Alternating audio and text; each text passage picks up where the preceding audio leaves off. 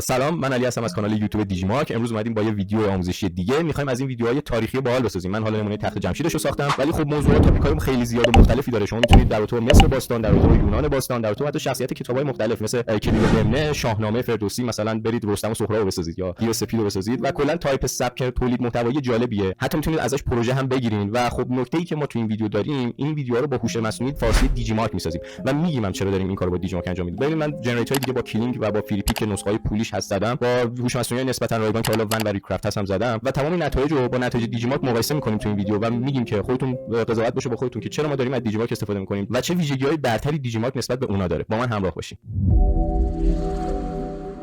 من الان توی دیجی مارک هم توی قسمت خدمات، تاپیک خدمات رو که باز کنید، یه سرویس داریم به اسم تولید پرامپت. اینجا بخش تولید پرامپت رو انتخاب می‌کنم، ایجاد پروژه رو میزنم، یه مدل هوش مصنوعی میتونم انتخاب کنم. من ترجیح اینه که همون چت جی پی تی 4 باشه و هدفم رو میخوام بنویسم. هدف من چیه؟ یه تصویر فوق واقعی از یک ساختمان حالا کاخ تخت جمشید بسازم، شکوه عظمتش رو داشته باشه و کمتر از 2000 کاراکتر نباشه. اینو حتما توی پرامپت جنریتوراتون یا حالا از چت جی پی تی دارین استفاده میکنید، از جمینای دارید استفاده میکنید، از کوپایلوت دارید استفاده میکنید، فرقی نداره. ولی سرویس تولید پرامپت دیجی مارک سرویسی که کاستومایز شده برای تولید پرامپت و علاوه بر این که شما اینجا با هوش مصنوعی مختلفی دسترسی دارید برای اینکه پرامپتتون رو تولید کنید و کیفیت پرامپتتون رو مقایسه کنید. من اینجا زبان رو روی انگلیسی میذارم. اینجا زبان رو میتونید انتخاب کنید به هر زبانی که بخواید بهتون پرامپتتون رو میده. چرا انگلیسی میذارم؟ هوش مصنوعی دیجی مارک کامل از زبان فارسی پشتیبانی میکنه. یعنی شما هیچ اجباری برای اینکه انگلیسی بنویسید ندارید. چون میخوام توی آنلاین جنریتورهای دیگه هم ازش استفاده کنم و یا شما هم ممکنه بخواید توی آنلاین جنریتورهای دیگه ازش استفاده کنید، اینجا زبانش رو میتونید انتخاب کنید که انگلیسی باشه. چون که مثلا فریپی یا ریکرافت یا حتی مثلا هوش مصنوعی کلینگ از پرامپت‌های فارسی پشتیبانی نمیکنه. خب من اینجا هوش مصنوعی هدفمو حالا مهم نیست، میتونید انتخاب کنید، میتونید نکنید. من میذارم خلاقیتم کاریش ندارم، ارسال رو میزنم. یه خوبی که سرویس تولید پرامپت دیجی مارک داره اینه که خیلی شسته رفته پرامپت به شما میده. اینجا یه سری پس و پیش داره توی تولید چت جی پی تی که یکم اذیت کننده است، ولی خب من توی خود دیجی مارک اینجا کپی رو میزنم، پرامپتم کپی میشه. حالا وارد سرویس تولید عکس میشم، اینجا کاور ریلز رو من انتخاب میکنم چون که در واقع تمام عکسامون یه سری کاوره، سایز ریلز اینستاگرامه. اینجا مدل رو روی ایمیجین 3 میذارم. شما اگه با استیبیلیتی یا فریپیک بخواید جنریت بزنید، کیفیت درستی به شما نمیده، درکی از هخامنشیان نداره. ایمیجین این قدرت خیلی فوق العاده رو داره. هوش مصنوعی دیجی مارک هوش مصنوعی فارسی که ایمیجین روی نسخه حرفه‌ایش داره و شما میتونید باهاش عکس انسان تولید کنید. این خیلی مهمه چون که جمینای از هوش مصنوعی ایمیجین 3 استفاده میکنه برای تولید عکس، ولی دسترسی تولید عکس انسان رو به شما نمیده. برای همین مثلا بخواید چهره داریوش و کوروش و شاه هخامنشی رو بسازید، ممکنه بهتون ارور بده و بگه که نه من نمیسازم. خب من اینجا پرامپتم رو پیست میکنم. سبک هنری اینا رو چیزی نیاز نیست برای این پرامپت ها انتخاب کنید چون که پرامپت ما قبلا توسعهش دادیم، ولی در کل این فیلدها خیلی خوبن برای وقتی که شما پرامپتتون رو توسعه ندادین و میخواید که حالا از طریق این فیلدها به نتیجه بهتر برسید. من اینجا با انتخاب سایز که روی 916 هست یا سایز استوری و کاور ریلز ارسال رو میزنم. خب میبینید چه عکس خفنی بهم داد از اون سربازا و حالت کاخ هخامنشیان. و حالا مثلا میتونم باش بیام اینجا چت کنم، بگم که نمای کاخ بزرگ و باشکوه خوب نبود، توش بهترش کن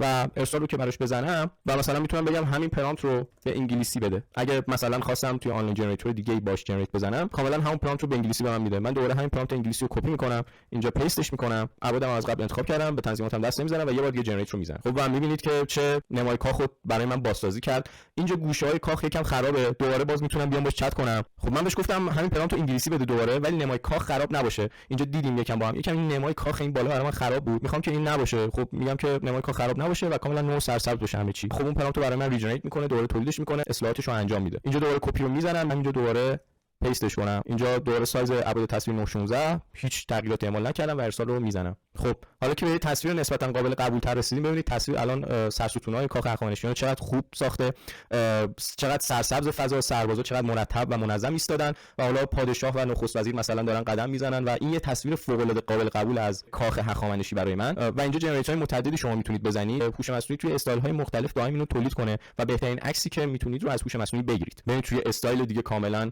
فضا رو برای من ساخت، باز یه جنریتور دیگه بزنم، یه استایل دیگه فضا رو برای من میسازه و این رندوم بودنش خوبه برای اینکه شما میخواید تصویرها و سکانس‌های مختلف بسازید. این رندوم بودن اینجا نقطه قوت خیلی بزرگیه، برخلاف مثلا جای دیگه که میخواید تصویر ثابت باشه. این رندوم بودن اینجا به دردمون میخوره. من همین رو دانلود میکنم از این بخش، اینجا میتونید تصویرتون رو دانلود کنید. ولی خب قبل از اینکه برم ویدیوشو تولید کنم، میخوام برم ریکرافت نسخه رایگان تولید عکس و فریپیک نسخه پولی تولید عکس رو با دیجی مارک با هم مقایسه کنیم و ببینیم که فرقشون چیه واقعا. خب من اول وارد ریکرافت میشم که تقریبا میشه گفت فریه، به صورت ماهانه روی هر جیمیل به شما 100 تا عکس میده تولید کنید. وارد سایت ریکرافت که میشید، روی این نیو پروژکت بزنید، بعد وارد بخش ایمیج بشید. روی بخش ایمیج که حالا سلکت کردید همون پرامپت رو پیست میکنم. ایرادی که ریکرافت داره اینه که پرامپتتون اگه بیشتر از یه تعدادی کاراکتر باشه، فکر کنم 450 تا 500 تا، ادامهشو نمی‌نویسه و خب پرامپت شما اینجوری ناقص میره و مجبورید پرامپتتون رو خلاصه کنید. ولی خب توی دیجی مارک و فریپیک ما این مشکل رو نداریم و پرامپت‌های حتی مثلا 3-4000 کاراکتری هم شما میتونید باهاش عکس جنریت کنید. من حالا کاریش ندارم، با همون شرایط بدون اینکه پرامپت خلاصه کنم میرم جلو، چون اگه پرامپت خلاصه کنم اچاف میشه در حق بقیه. آدمو اینجا با استفاده از این دستگیره مشخص میکنم، میذارم روی 916 و انجینم رو هم روی حالا این ریکرافت مدل 3 هست. من میخوام عکسام واقعی باشه، فوتوریالیسم رو انتخاب میکنم، اپلای میکنم، پرامپت همونه، ابعادم همونه و ریکرافت رو میزنم. شروع میکنه به جنریت یه تصویر برای من. حالا وارد فری پیک میشم. توی فری پیک هم شما میتونید از این منوی همبرگر یا سمت چپ AI ایمیج جنریتور رو انتخاب کنید. AI ایمیج جنریتور که وارد شدید اینجا وارد صفحه حالا وارد کردن پرامپتتون میشید. همون پرامپتی که به دیجی مارک دادم اینجا پیست میکنم. مدل تصویرم اینجا همون گوگل ایمیجن 3 است که توی دیجی مارک انتخاب کردم. هیچ تنظیمات اضافی هم بهش نمیدم. ابعادم هم همون 916 و جنریت رو میزنم. خب ببینیم ریکرافت چی برام تولید کرد. ریکرافت تصاویر خوبی تولید میکنه ولی این تصاویر بیشتر شبیه معبدای چینی میشه تا تخت جمشید. یعنی درک زیادی از تم فارسی اونم مال 2500 سال پیش نداره. این ایرادا هست توی ریکرافت. بعد پرامپتتون در سر خودشو داره و اینکه کیفیت تصاویر به کیفیت تصاویر دیجی مارک واقعا نمیرسه. یعنی از نظر رزولوشنی کیفیت تصاویر ایمیجین 3 خیلی بیشتر از مدل ریکرافته. ولی خب شما میتونید از این هم استفاده کنید. یه ایمیج جنریتور آنلاین نسبتا فریه که باهاش میتونید عکس جنریت کنید. ولی خب دیگه کیفیتش رو دارید میبینید که دیجی مارک کجا، ساختن هخامنشیان به این کیفیت کجا و ریکرافت کجا که بیشتر شبیه چین در اومده. مدل پولی هم میبینید فری پیک توی جزئیات ایمیجین 3 تقریبا میشه گفت تو همون مایه‌های. من میخوام بگم که شما یه چیزی رو اینجا دلاری باید براش پرداخت کنید، مثلا رایگان در دسترس نیست، ولی توی دیجی مارک خیلی راحت میتونید به صورت شخصی سازی شده اشتراکش رو بخرید ریالی و از همین کیفیت استفاده کنید. کیفیت تصویر در حد یه ابزار پولیه. حالا شما توی فری پیک هم اومدید اشتراک خریدید جنریت زدید، از این بخش میتونید اکسپورت دانلودش کنید. ولی خب دیجی مارک هم اینو داره، خیلی کم دردسرتر. برای فری پیک اول باید فیلتر شکنتون رو روشن کنید. فیلتر شکن خوبی هم میخواد فری پیک. بعد اشتراک بخرید، اونم به دلاری، باز باید برید پرداخت کنید. ولی توی دیجی مارک راحت فیلتر شکن خاموش، هزینه جزئی به ریال تموم شد. یه تصویر به این کیفیت برای مثلا یه ژانر تاریخی میتونید تولید کنید. این از این عکسش. حالا میریم برای تولید ویدیو. توی همون باز منوی خدمات سرویس تولید ویدیو میریم. اینجا من سرویس تولید ویدیو رو باز میکنم. حالا من برمیگردم تو همون سرویس تولید پرامپت دیجی مارک اول میگم این پرامپت عکس رو به من دادی، برای این پرامپت عکس پرامپت ویدیو بده که حالا یه توضیح کوچیکم میتونید بهش بدید که صحنه طبیعی باشه، دوربین جلو عقب بره، یه شخصیت خاصی تو اون ویدیو قراره چیکار کنه، تو اون عکس، چون عکستون رو دیدید دیگه، خودتون میتونید مثلا تشخیص بدید که خب الان من به فارسی میتونم بگم مثلا بگم که این شخصیت من میخواد فلان کارو بکنه. من ارسال رو براش میزنم. یه پرامپت خیلی طبیعی گفتم که همه حرکات و ژانرها طبیعی باشه. خیلی پرامپت شست‌ورفته‌ای بهم میده. اینو کپی میکنم، دوباره وارد سرویس تولید ویدیو میشم. توی بخش تصویر عکسی که با دیجی مارک ساختم رو وارد میکنم. توی موضوع ویدیو همون پرامپتی که گرفتم رو وارد میکنم. اینجا باز میتونید خیلی راحت به فارسی اصلا حتی همون چیزی که من اینجا نوشتم رو شما بنویسید. ولی خب چه بهتر وقتی که این سرویس تولید پرامپت هست از این استفاده کنید، پرامپت‌های خیلی خفن بگیرید و نتایج خیلی خفنم تحویل بدید، چون که خب دارید پولش رو میدید، هزینه میکنید، کیفیت خیلی بالایی میخواید و خب این طبیعیه که نتیجه خیلی خوبی رو هم انتظار داشته باشید. من هوش مصنوعی کلینگ رو اینجا انتخاب میکنم. میزان خلاقیت رو به نظر من حالا روی 2 بذارید، زیاد نباشه و ابعاد ویدیو هم طبق ابعادی که عکسمون داره همون 916 انتخاب میکنیم و ارسال رو میزنیم. یکم طول میکشه که بهترین ویدیو رو از کلینگ برای من بگیره و اینجا نمایش بده. توی فاصله که دیجی مارک میاد تولید ویدیوش رو انجام میده،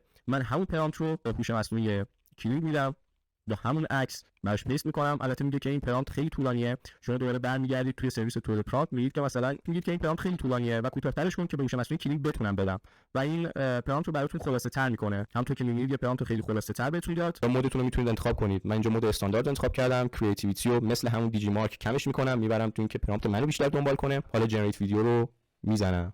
اینجا یه چند دقیقه باز طول میکشه که ویدیو منو جنریت کنه. بعدش هم وارد هوش مصنوعی ون میشم. هوش مصنوعی ونم بخش ای ویدیوش میتونید وارد بخش ایمیج تو ویدیو شید. اینجا عکستون رو آپلود کنید. پرامپت همون پرامپتیه که به کلینگ دادم. اینسپایرشن مودم آف کنید چون این توی اینسپایرشن مود یک سری کار عجیب غریبی از خودش میکنه. آف میکنم و جنریت ویدیو رو میزنم. حالا فرق اولی که ون داره اینه که 15 دقیقه دیگه ویدیو رو به من میده. کلینگ 2 دقیقه دیگه میده و هوش مصنوعی دیجی مارک هم حدوداً 2-3 دقیقه طول میکشه ویدیوتون رو جنریت کنه. شما با پرداخت ریالی خیلی راحت میتونید از نسخه حرفه‌ایش به اندازه‌ای که نیاز دارید استفاده کنید. این خیلی مهمه چون که کلینگ میگه که آقا من یه پکیجی دارم، شما حتما باید بیاید اینقدر دلار هزینه کنید تا اینقدر ویدیو بهت بدم. ولی خب توی دیجی مارک میتونید خودتون مشخص کنید که چه تعداد ویدیو نیاز دارید. اینم یکی از مزیت‌های دیگه‌ای که دیجی مارک داره، هم برای ویدیو هم برای عکس. خب همونطور که می‌بینید ویدیو دیجی مارک تولید شد، ویدیو کلینگ هم بلافاصله بعدش تولید شد، ولی خب ویدیو من هنوز 12 دقیقه ازش مونده. توی 3 دقیقه اونا جنریتورشون انجام دادن، ولی خب من هنوز باید منتظر بمونم. این فرق اوله.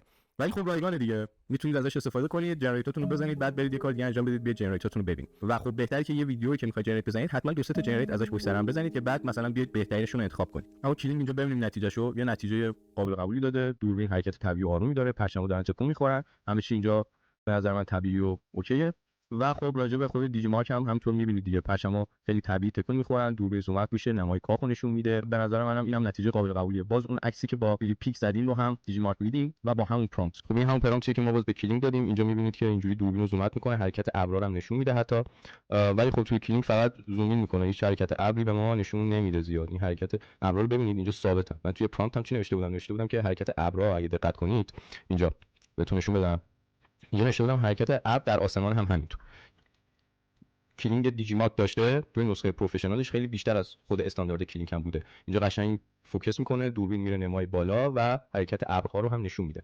ولی خب توی استاندارد کلینگ شما این حرکت ابرا رو نداری، همونطور که می‌بینی ابرا اینجا این گوشه ثابتن و حالا حرکت دوربین و اینا خوبه، قابل قبوله، ولی خب کیفیت دیجی مارک چیزی از کلینگ همونطور که می‌بینید کم نداره. و خب این دلیلیه که ما اکثر این پروژه رو با دیجی مارک انجام دادیم و اومدیم از جنریتورایی که با دیجی مارک زدیم استفاده کردیم، از مدل ایمیجین 3 استفاده کردیم، از سرویس تولید پرامپت استفاده کردیم و از سرویس تولید ویدیو کلینگ.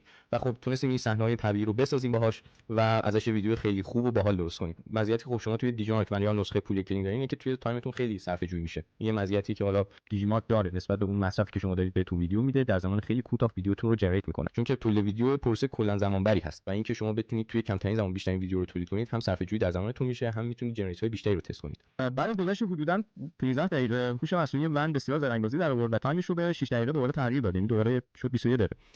و خب من نتیجه این جنریتور ون رو توی کانال تلگرام میذارم، لینکش تو دیسکریپشن هست. جوین کانال تلگرام بشین، چیزای باحالی اینجا شیر می‌کنیم و محتوای جالبی کلا راجع به هوش مصنوعی می‌ذاریم، محتوای خیلی کاربردی. مرسی که ویدیو رو دیدین. اگه طرفدار دیگه می‌شناسین که براش این جنریتور زد حتما خوشحال میشم که به معرفی کنید تا منم بشناسمش، باش جنریت بزنم. نظری، انتقادی، پیشنهادی چیزی دارید توی کامنت ها حتما بهم بگید، یا حتی اگه سوالی دارید راجع به اینکه جنریتور رو چجوری باید زد و این داستانا. تا ویدیو بعدی فعلا.